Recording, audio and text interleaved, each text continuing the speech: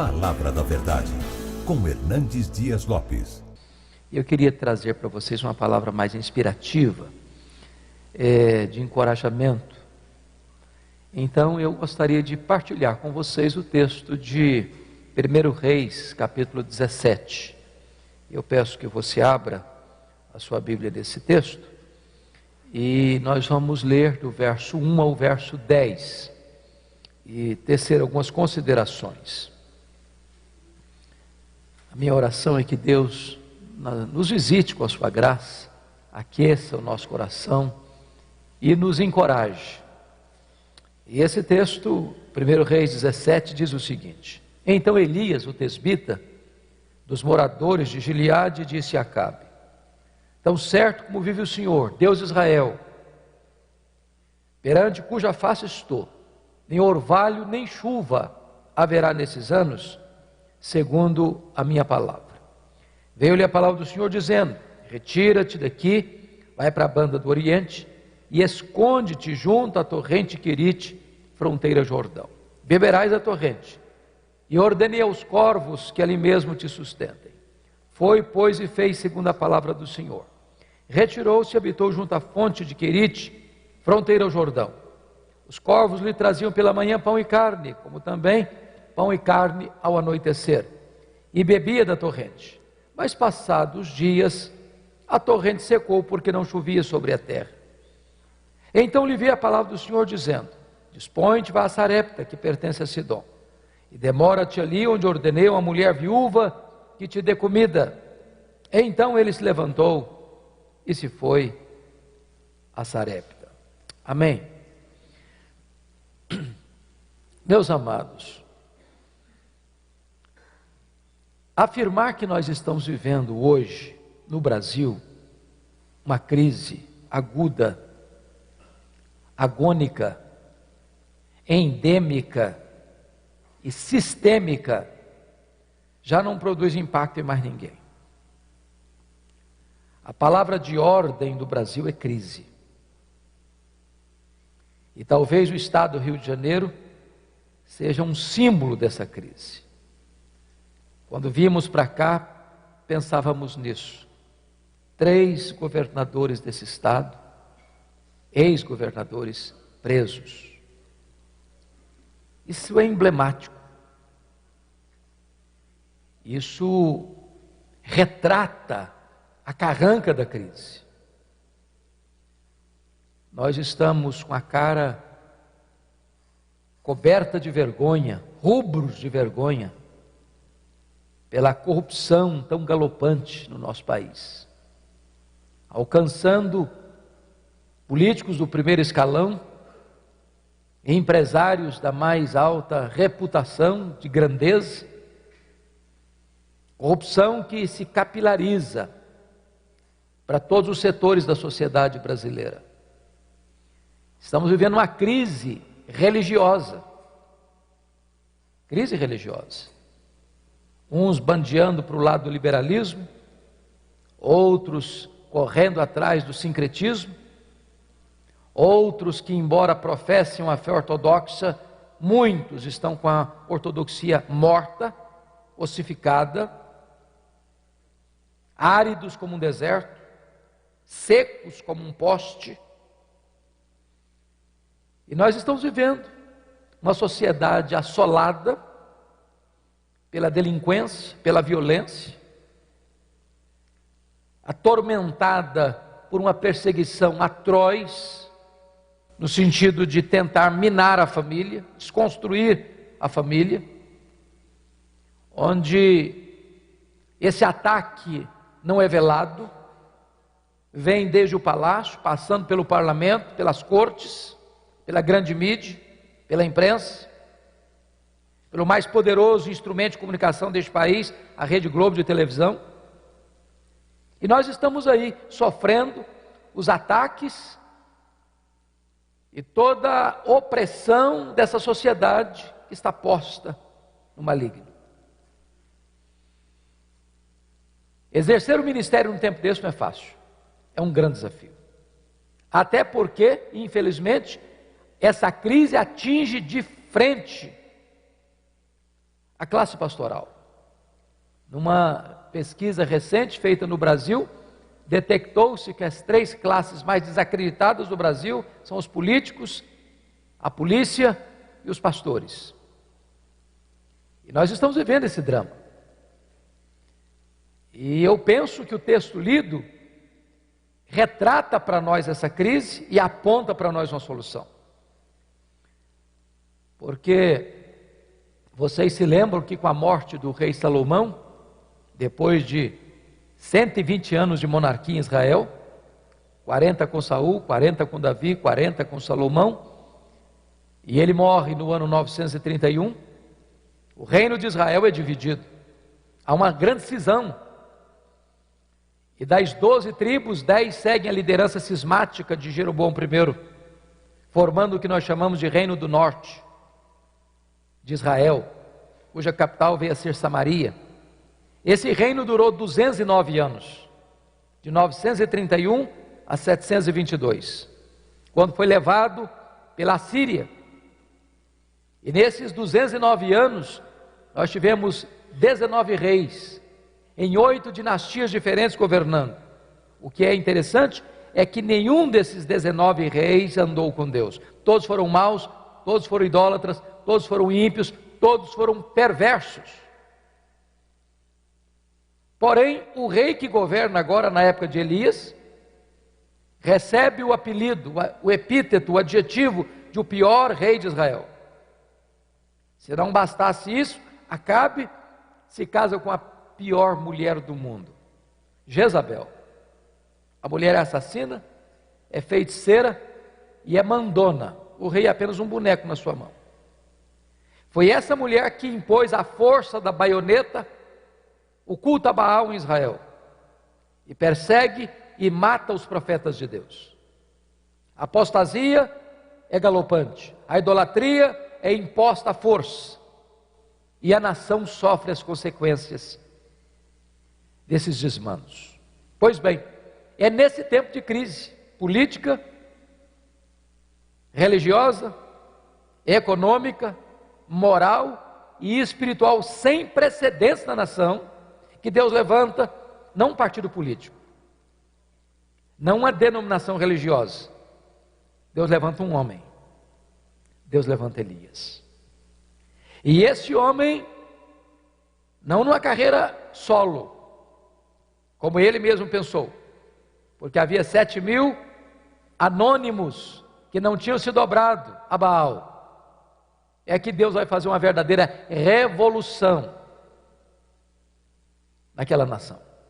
Então eu preciso conhecer esse homem. Quem foi Elias? E o que Elias pode nos ensinar ainda hoje? E o texto começa sendo: então Elias, o tesbita, dos moradores de Gileade, disse a Acabe.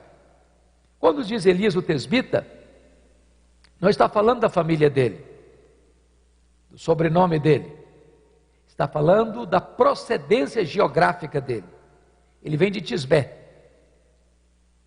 um lugarejo insignificante, desconhecido, incrustado lá nas fraldas dessa cordilheira de montanhas de Gileade.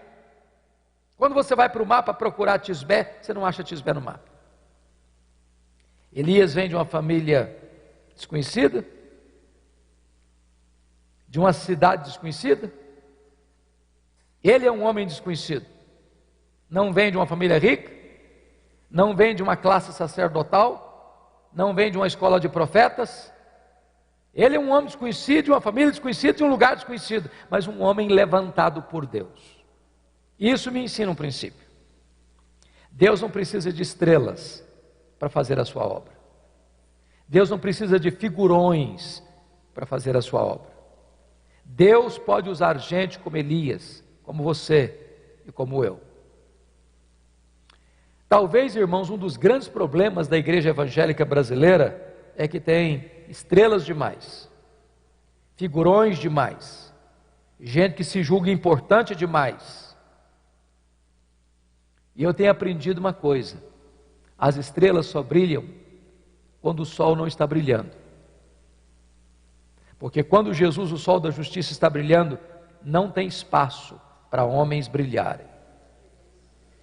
Eu fico até constrangido em ver no cenário brasileiro pastores, cantores evangélicos sendo tratados como astros de cinema, como estrelas.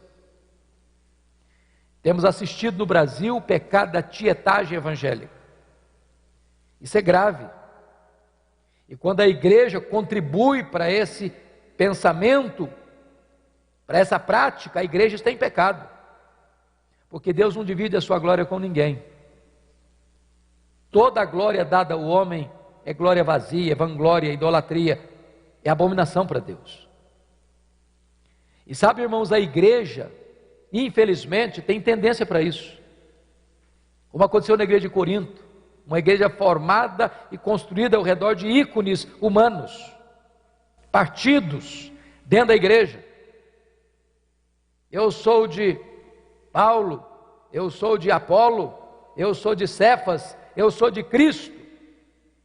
E Paulo põe o machado da verdade na raiz dessa tendência perigosa, perguntando assim: mas quem é Paulo? Mas quem é Apolo? E ele mesmo responde: apenas servos, por meio de quem vocês creram, de tal maneira que nem o que planta, nem o que rega é coisa nenhuma, mas Deus que dá o crescimento.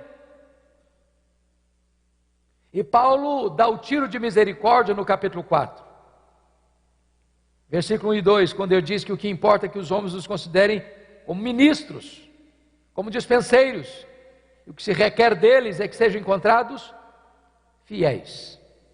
A palavra ministro aí na língua grega foi cuidadosamente escolhida por Paulo, que foi inspirado pelo Espírito Santo, porque há 3 palavras para servo no grego: a palavra diáconos, o diácono é aquele que serve; a palavra doulos é o escravo; e a palavra huipereta. E huipereta é menor do que diáconos e menor do que doulos. O huipereta era um escravo condenado à morte, que antes de morrer tinha que prestar um serviço. Eram os remadores de galés, com seus pés acorrentados, que deveriam trabalhar a exaustão até a morte. Morreu, joga no mar. A palavra ministro que Paulo usa aí não é diácono, não é doulos, é huipereta.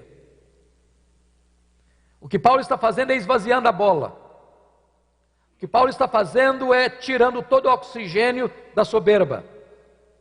O que Paulo está dizendo é que ninguém pode servir a Deus de nariz empinado. Na presença de Deus, nós temos que nos curvar, nós temos que nos humilhar.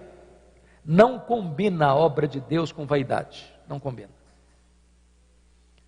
Agora notem vocês que Elias sai do anonimato e começa o ministério dele no palácio. Isso me impressiona, porque muitos de nós vamos atravessar o ministério todo sem nunca pregar para o rei no palácio do rei. Pois já começa lá. E a palavra dele é categórica, dizendo para o rei assim: segundo a minha palavra, rei, não vai chover, não vai cair orvalho. Por que ele está dizendo isso? Porque está trazendo uma palavra de juízo para a nação. Baal era considerado pelo povo o padroeiro da prosperidade. Quando o povo colhia os frutos do campo, ou as ovelhas davam cria no pasto, atribuía isso a Baal. Se Deus fecha as janelas dos céus e corta as chuvas e também o orvalho, não haverá fruto no campo, e haverá fome nos redis, e a miséria vai ser estabelecida. Deus está quebrando as pernas de Baal. Mas o que é curioso é que o profeta diz: não vai chover, não vai cair orvalho, segundo a minha palavra. E você pergunta: por que Elias tem tanta certeza? Onde está a sua garantia? Onde está o aval da sua palavra? O texto não responde essa pergunta. A resposta está em Tiago 5,17. Elias orou com instância para não chover, e não choveu. Aí você aprende uma segunda lição no texto. Você só pode prevalecer em público diante dos homens, se primeiro você prevalece em secreto na presença de Deus. Você só pode se levantar diante do rei se primeiro você se prostra diante do Rei dos Reis. Você só pode prevalecer na pregação se primeiro você prevalece na oração. Talvez esse é um dos grandes dramas da igreja evangélica brasileira. Nós separamos academia de piedade. Nós separamos pregação de oração. Nós temos gigantes do saber no púlpito, mas nanicos na vida de oração. Nós temos gente com muita luz na cabeça, mas com pouco fogo no coração. Nós temos gente que sabe muito a respeito de Deus, mas não conhece a intimidade de Deus. E se nós queremos impactar o Brasil, se nós queremos ter ministérios relevantes e fiéis, nós precisamos nos matricular na escola da oração. Não tem poder sem oração. Deus age através de homens que têm os joelhos dobrados. Porque, irmãos amados, sem o poder do Espírito Santo, os nossos lábios são de barro e as nossas palavras não passam de vento. Já dizia Martinho Lutero no seu tempo: pregação sem unção endurece o coração. Nós precisamos ser homens que andem na presença de Deus, que tenham intimidade com Deus, que se levantem dos joelhos para se levantarem na presença dos homens. Agora notem vocês que quando chega o verso 2 e 3, há uma transição no texto curiosíssima.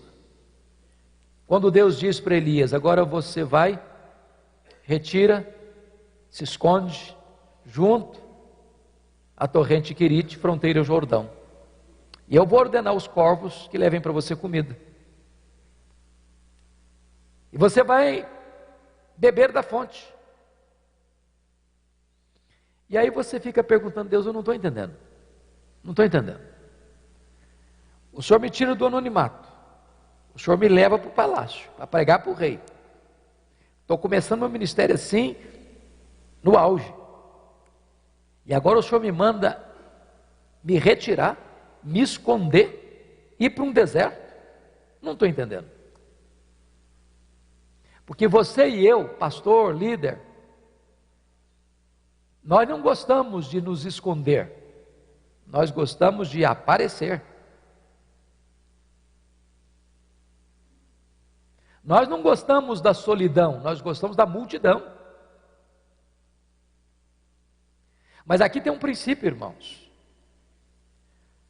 Primeiro Deus trabalha em você, depois Deus trabalha através de você. Deus está mais interessado em quem você é do que no que você faz. Vida para Deus precede trabalho para Deus. Notem que o propósito de Deus aqui não é a obra, é o obreiro. Deus manda o obreiro para o deserto e apaga as luzes dos holofotes e tira as luzes da ribalta e deixa-o no anonimato, num deserto. Meus amados irmãos, nós não gostamos do deserto. O deserto não nos promove, o deserto nos humilha, o deserto não nos exalta, o deserto nos rebaixa. O deserto não nos leva para o palco, o deserto nos leva para trás das cortinas. Porém, o deserto não é um acidente de percurso na nossa vida, é uma agenda de Deus. Quem nos matricula na escola do deserto é o próprio Deus. O deserto é a escola superior do Espírito Santo, onde Deus treina os seus líderes mais importantes. O deserto é onde Deus tonifica as musculaturas da nossa alma. No deserto Deus trata conosco. No deserto Deus trabalha em nós, para depois Deus trabalhar através de nós. Então não fique impaciente com Deus, se Ele te empurrou para o deserto. Se Ele te levou para o deserto, é porque Ele quer provar você. Não para destruir você, mas para fortalecer você. Porque Deus está mais interessado na sua vida do que no seu trabalho.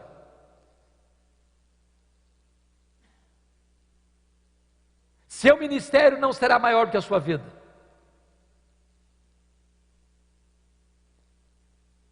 É por isso que Deus nos leva para o deserto, irmãos. É para tratar com a gente. Mas note outra coisa. Deus disse para Elias que ele iria se esconder, mas ele teria uma provisão milagrosa. Eu fico imaginando Deus usando os garçons voadores para levar pão e carne para ele. Era um milagre toda a refeição. Toda manhã, toda tarde, Elias viu um milagre. E mais, ele tinha que se beber da fonte. Ou Deus o sustentava ali, ou ele pereceria. Por que Deus faz isso com Elias? Por que Deus faz isso com você e comigo? Porque, irmãos, nós precisamos aprender uma das mais importantes lições da vida e do ministério. Precisamos depender mais do provedor do que da provisão. Depender da provisão é fácil. Você a tem, você a administra. A grande pergunta é: e quando a provisão acaba, o que é que você faz? Porque se você observar o versículo 7, Elias está onde Deus mandou ele estar, fazendo o que Deus mandou ele fazer, e de repente a fonte seca. E agora? E agora? Nós estamos vivendo uma crise no Brasil, irmãos. Talvez a cidade onde vocês vivem sentiu as reverberações dessa crise. Empresas fecharam, lojas fecharam, pessoas foram mandadas embora do trabalho, chefes de família ficaram angustiados. Meu Deus, e o que é que eu faço agora para sustentar minha família? O que é que eu faço agora para manter meu filho, minha filha na faculdade? O que é que eu faço agora para pagar meu plano de saúde? O que é que eu faço agora com os compromissos financeiros que eu assumi e o meu salário diminuiu ou até acabou? O que é que eu vou fazer da minha vida? Para onde eu vou? Deixa eu dizer uma coisa para você. Quando a sua fonte seca, Deus sabe onde você está. Deus sabe para onde você deve ir. Deus sabe o que você precisa fazer. A sua fonte secou, mas os mananciais de Deus continuam jorrando. A sua despensa pode ficar vazia, mas os celeiros de Deus continuam cheios. Nada disso pegou Deus de surpresa. Nada disso deixou Deus numa situação embaraçosa. Você e eu não cremos em acaso. Você e eu não cremos em sorte. Você e eu não cremos em azar. Você e eu não cremos em determinismo cego. Você e eu não temos medo de olho gordo, nem de sexta-feira 13. Você e eu alçamos a voz com inabalável confiança e dizemos: sabemos. Não sentimos, sabemos. Essa não é a linguagem da conjectura hipotética, essa é a linguagem da certeza experimental. Sabemos que todas as coisas, não algumas, não a maioria, todas as coisas cooperam para o bem daqueles que amam a Deus, daqueles que são chamados segundo o seu propósito. Se Deus leva você para o deserto, se Deus prova você, Se de repente nessa escola do deserto a sua fonte seca, Deus não perdeu o controle. Deus está apenas matriculando você num estágio mais avançado do treinamento. Para que nesse momento você entenda que você tem que depender do provedor mais do que da provisão. Me permitam, por favor, contar uma experiência pessoal. No ano 2000 eu fui para os Estados Unidos para fazer um curso de doutorado em ministério na área de pregação. E a igreja que eu tenho o privilégio de pastorear há 32 anos, a Igreja de Vitória, na época votou uma verba para o nosso sustento. Chegamos a um acordo que $2.300 por mês seria suficiente.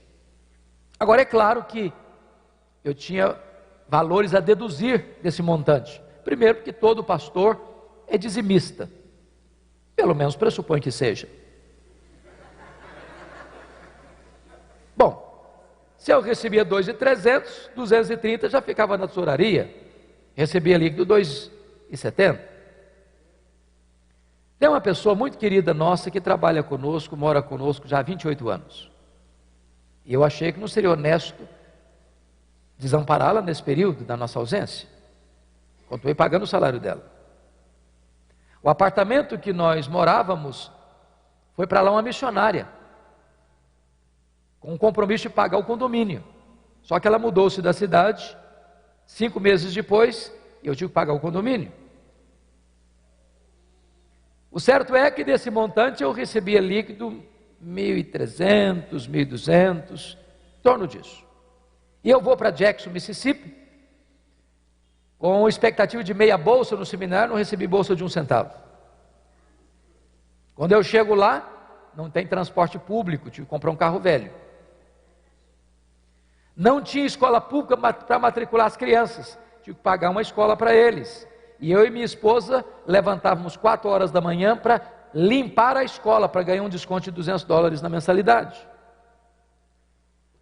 Tínhamos que pagar aluguel, escola de inglês, seminário, e etc, e etc, e etc. Quando nós botamos tudo na ponta do lápis, a nossa despesa nunca ficou inferior a 3.000 por mês. Eu tinha um orçamento de 1.300 por mês. Nós tínhamos levado todas as nossas economias pessoais, todas. Só que com 5 meses, a economia acabou. O carro que era velho, quebrou. Levei para a oficina $1.350 para consertar, eu não tinha dinheiro para tirar o carro da oficina. Não tinha mais dinheiro para pagar seminário. Não tinha mais dinheiro para fazer compra para casa. Para agravar o problema, me deu uma grande inflamação no punho, eu não segurava nem o rodo, nem a vassoura mais. Não dava para limpar a escola. Então, menos $200 também no orçamento.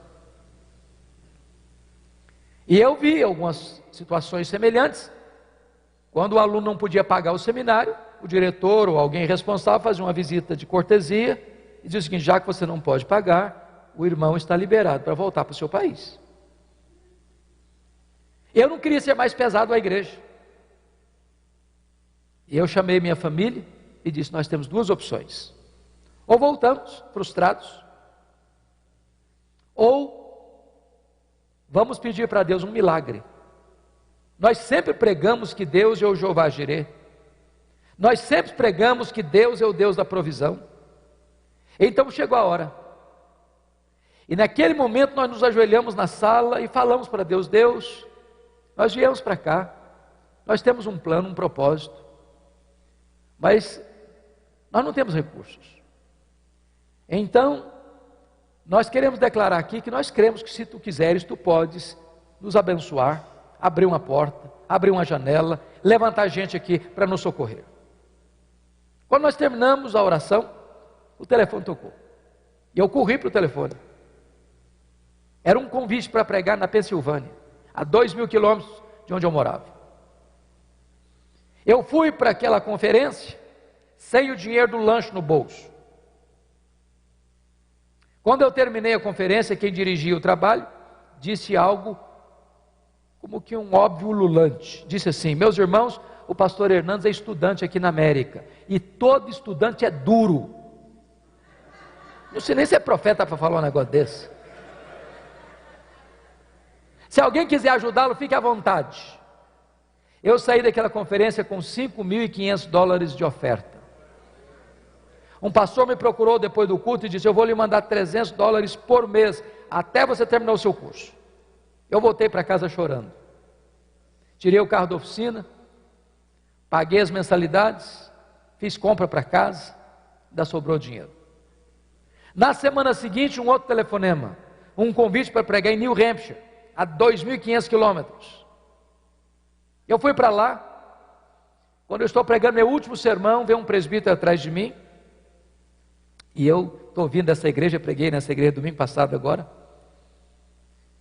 e ele botou um bilhete dentro da minha Bíblia. Ele disse: eu não sei o que está acontecendo com você, mas Deus tocou o nosso coração, e nós vamos mandar para você $600 por mês, até você terminar o seu curso. Terminado a conferência, me deram $2.500 de oferta. Para encurtar a conversa, eu recebi 21 convites para pregar, em 10 estados diferentes. Cada lugar que eu ia, Deus fazia um milagre diferente. Um dia uma mulher fez uma viagem de 60 milhas de noite, debaixo de neve, que Deus tocara o coração dela, para onde eu estava, para me dar uma oferta. No dia que nós viemos embora, passamos o nosso tempo lá, concluímos o nosso curso. No dia que eu terminou o curso, já apresentei a tese, sem deixar nenhuma pendência para trás. Nunca nos faltou nada, nada. E a inflamação na mão era por um propósito. Deus não queria que eu gastasse meu tempo lá limpando a escola. Deus queria que eu gastasse meu tempo lá debruçado em cima dos livros, afiando o machado. Porque o tempo gasto em amolar o machado não é tempo perdido. Quando nós fomos ao banco no dia que viemos embora para fechar a conta, uma surpresa. Exatamente o valor das nossas economias pessoais que nós havíamos levado estava lá no banco. E Deus nos ensinou uma grande lição. Quando a sua fonte seca, a minha fonte está jorrando. Quando a sua despensa fica vazia, o meu celeiro fica cheio. Nessa hora você precisa entender uma coisa: você depende do provedor mais do que da provisão. Agora notem comigo o versículo 8, que é uma outra transição radical, quase que um anticlímax.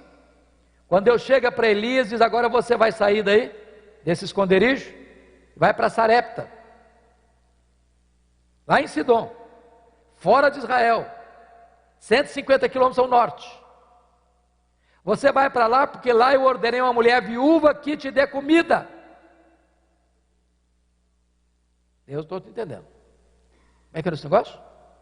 Quem vai me tratar? Quem vai me sustentar lá? Uma mulher viúva. Naquela época, se falar em mulher viúva, nós estamos falando de uma pessoa desprovida. Hoje as viúvas, graças a Deus, às vezes ficam numa situação até boa financeiramente. Naquela época não.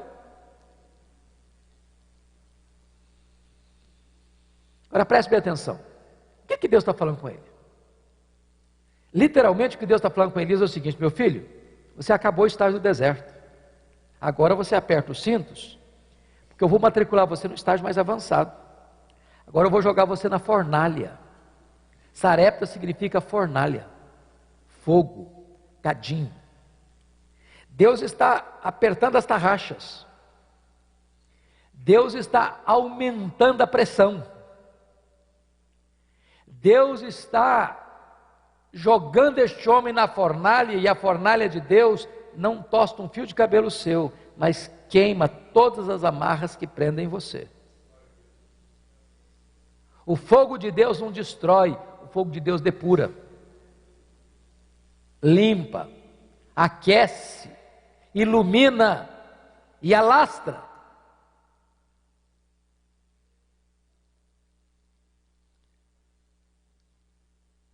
Ele estava em Querite, escondido. Escondido de quem? Escondido de Acabe, de Jezabel. E se você ler no capítulo 18, versículo 10, está escrito aí que nesse tempo que Elias estava escondido, Acabe o procurava, vivo ou morto, em Israel e nas nações vizinhas. Botar a cara na rua era ser assassinado pela polícia de Acabe. Mas o Deus que envia é o Deus que protege.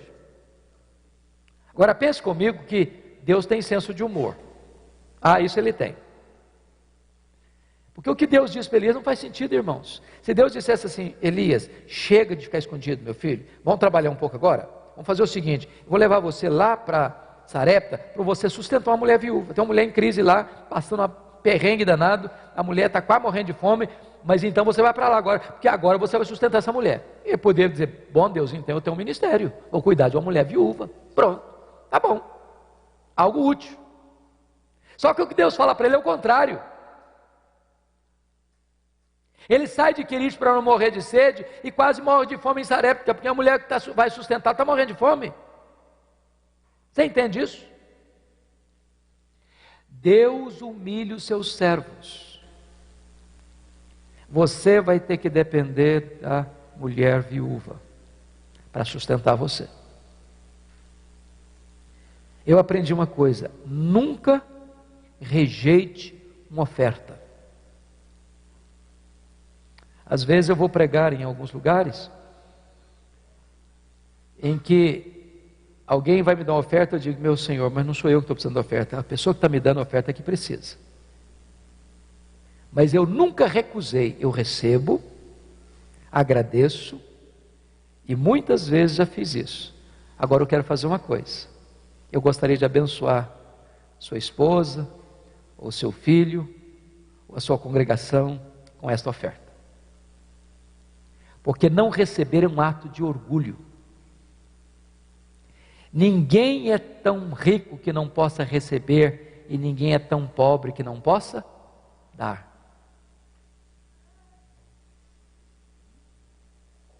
Para você ser sustentado por uma mulher que está morrendo de fome, você tem que ter humildade. Humildade. Agora pensem comigo. Aquela viúva conhece a Deus na cozinha.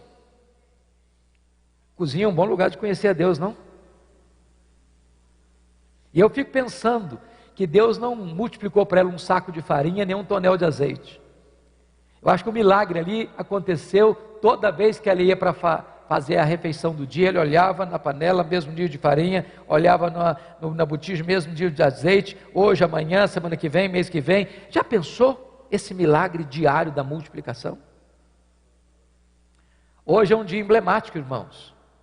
Hoje é o dia mundial de ações de graças. Talvez você está murmurando, talvez você está reclamando da vida. Você tem motivos para agradecer, não tem não?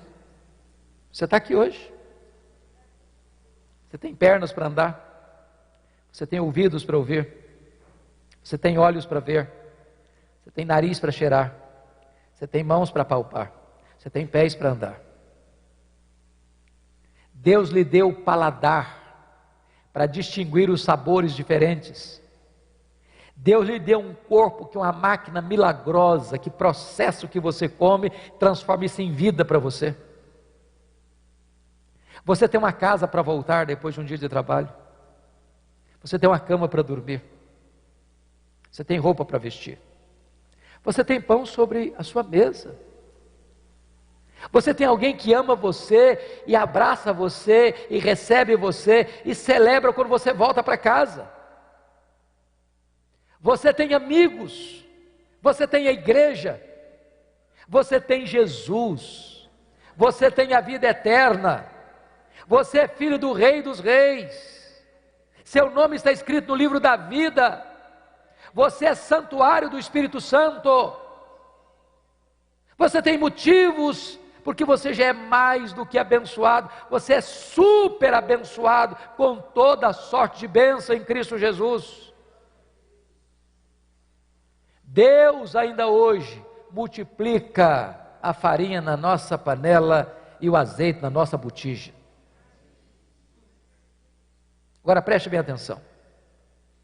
O Deus que faz milagres é o Deus que permite também tragédias na nossa vida.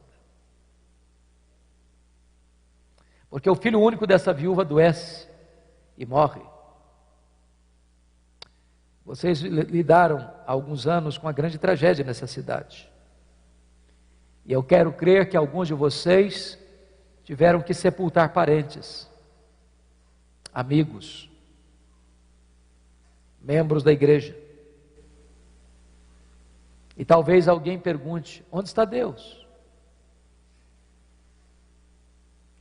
Hoje muitas vezes se prega um cristianismo inverídico, que diz para você: não, se você for crente, você não vai ficar doente. Se você for crente, você não vai ficar desempregado. Se você for crente, você não vai andar de carro velho. Se você for crente, você só vai ter sucesso na vida. Deixa eu dizer uma coisa para você, amado. Deixa eu dizer uma coisa para você. Crente fica desempregado. Crente fica doente. Crente sofre bala perdida na rua. Crente enterra os seus mortos. Deus nunca prometeu, nem para você, nem para mim, ausência de luta. O que Ele prometeu é estar conosco todos os dias, até a consumação dos séculos.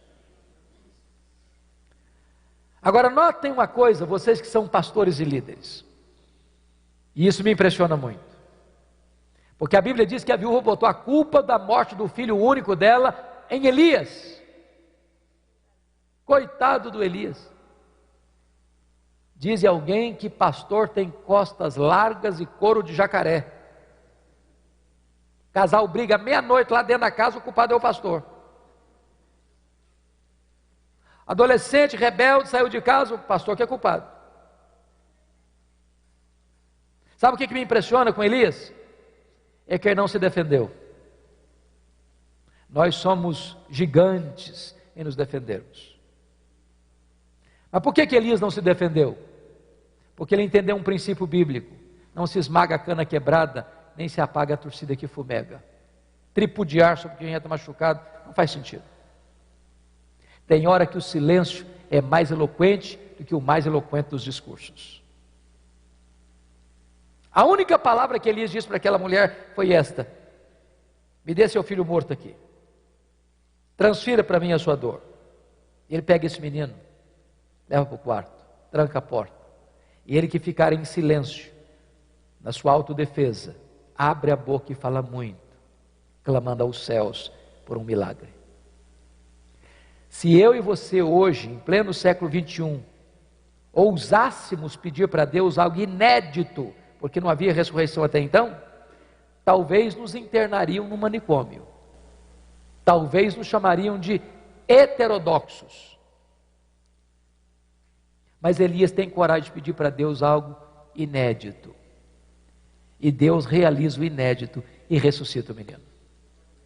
Agora pensem comigo, se Elias fosse um dessas estrelas de hoje, que faz propaganda de milagres que nunca aconteceu,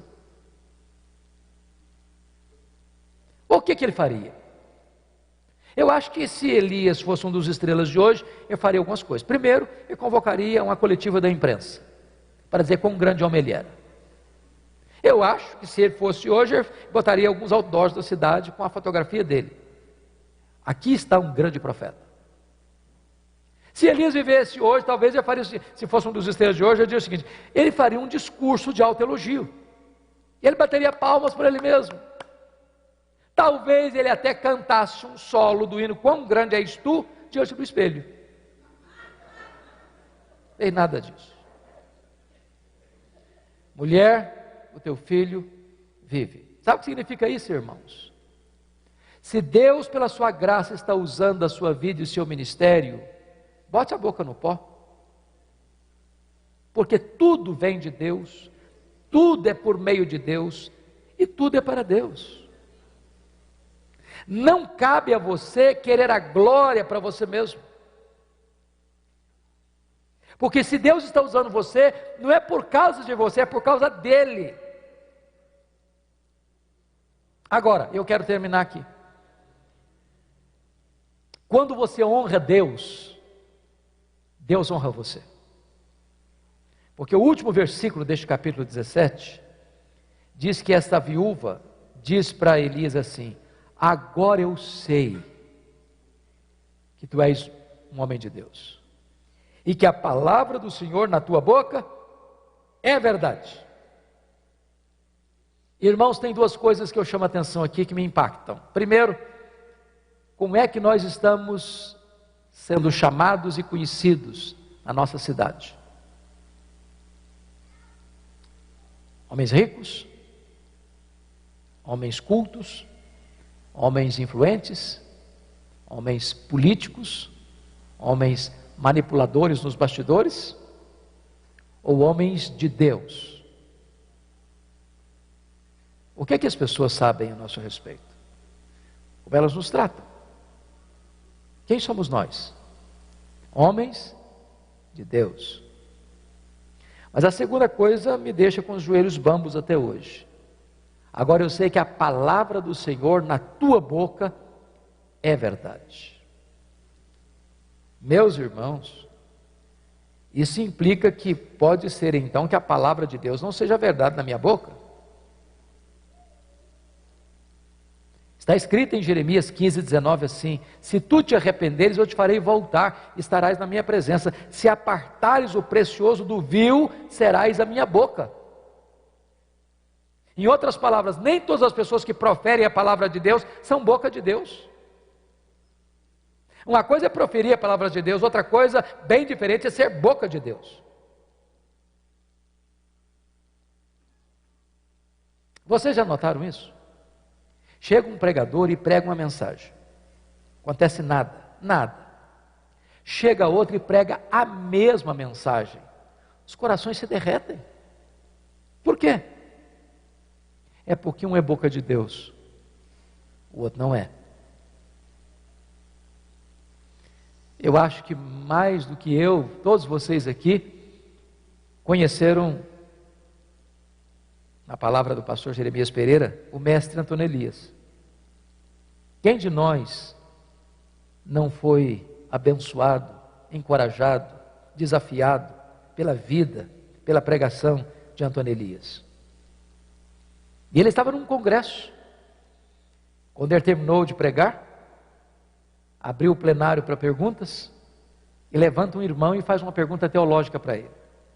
Pergunta complexa, aguardando uma resposta profunda, e perguntou assim: pastor Antônio Elias, ajuda-nos a entender esta grave, importante, decisiva questão da unção. O que é unção?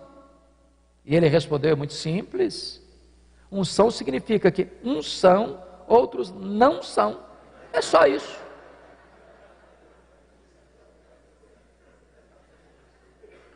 Agora eu sei que a palavra do Senhor é verdade na sua boca.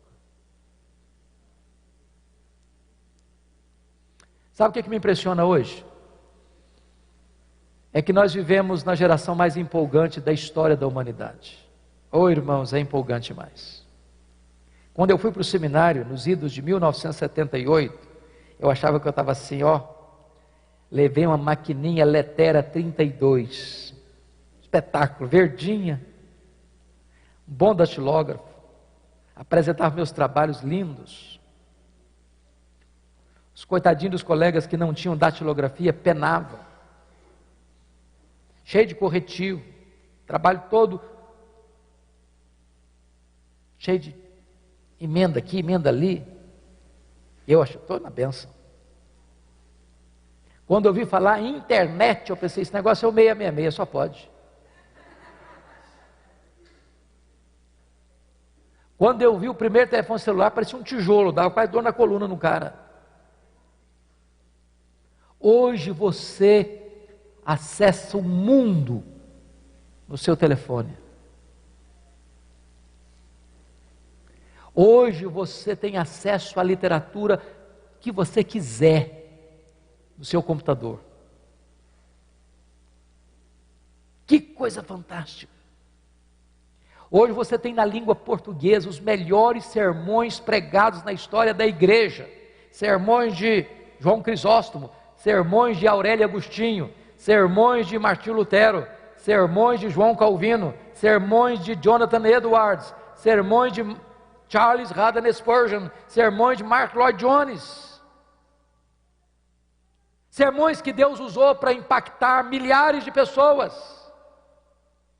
Se você pegar esses mesmos sermões e pregá-los na íntegra, muito provavelmente os resultados não vão ser mais os mesmos. Por quê, irmãos? Por quê? Aí eu preciso evocar a figura de E.M. Bounds, um metodista piedoso do século XIX, quando ele diz assim: é que nós estamos à procura de melhores métodos e Deus está à procura de melhores homens. Deus não unge métodos, Deus unge homens. Deus unge homens.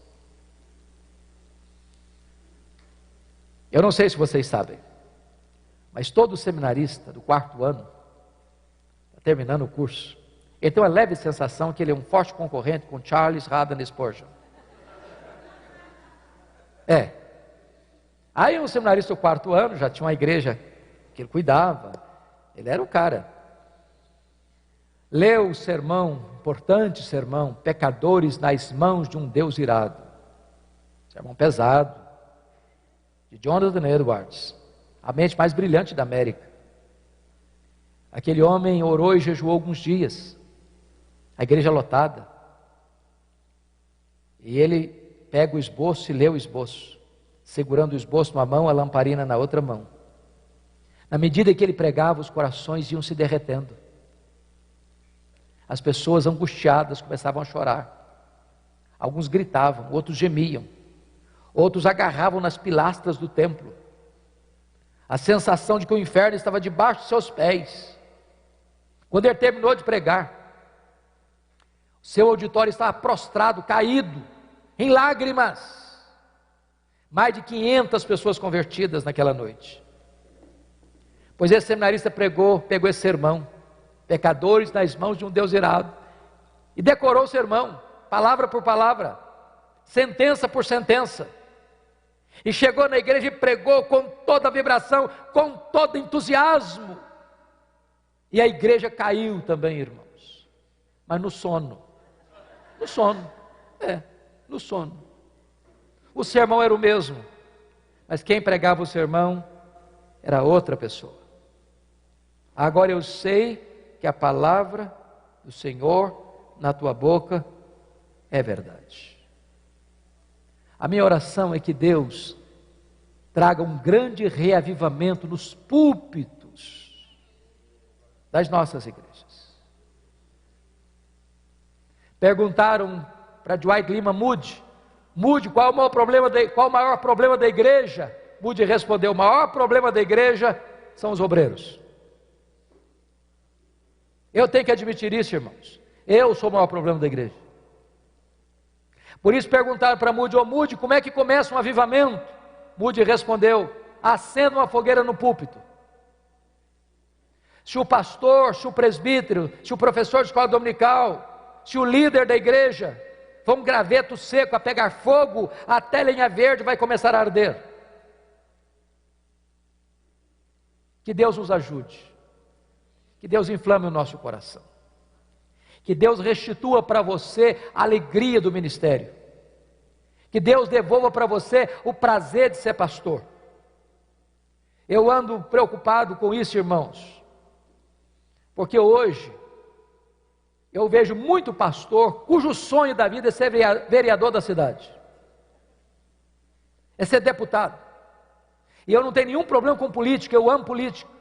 E oro para que Deus levante no nosso meio homens, mulheres vocacionados para a carreira política. Mas se Deus chamou você para o ministério, não rebaixe de posto. Você já é embaixador do Rei dos Reis e do Senhor dos Senhores. Você tem a mais nobre, mais sublime, mais gloriosa vocação da história da humanidade. Deus chamou você para ser ministro da reconciliação. Então, deixe o seu coração se apaixonar pelo ministério. Volte a sonhar com o ministério. Volte a ter prazer no ministério. Volte a pregar com ardor, com paixão. Volte a descobrir a bênção da vida devocional abundante. E que Deus nos ajude. Porque nesse tempo de crise, a minha oração é que Deus levante novos Elias. Quando Elias estava terminando o seu ministério, foi levado para o céu, num redemoinho, a capa dele ficou na mão de Eliseu. E agora Eliseu está precisando atravessar o Jordão de novo, já tinha passado a pé enxuto, e ele chega à margem do rio, com a capa do Elias na mão, com a pergunta no coração, e a pergunta foi essa: onde está o Senhor Deus de Elias? Que pergunta emblemática.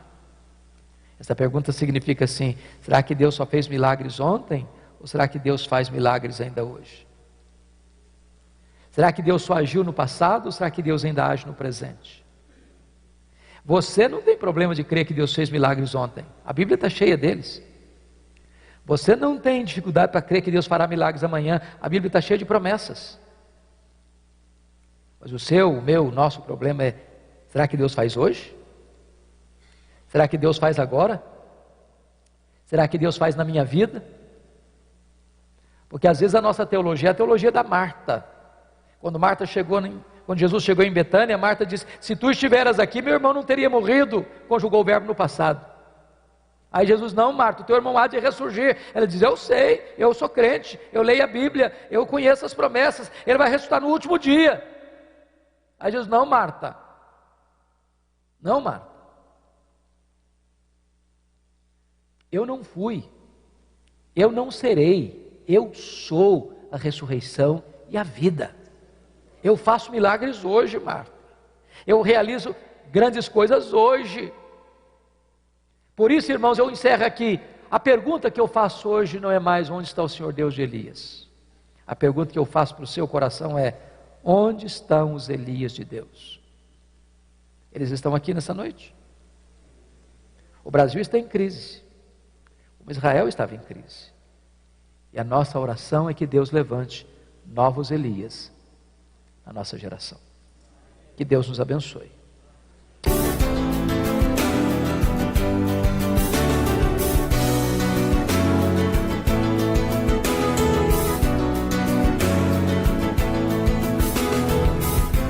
Palavra da Verdade, com Hernandes Dias Lopes.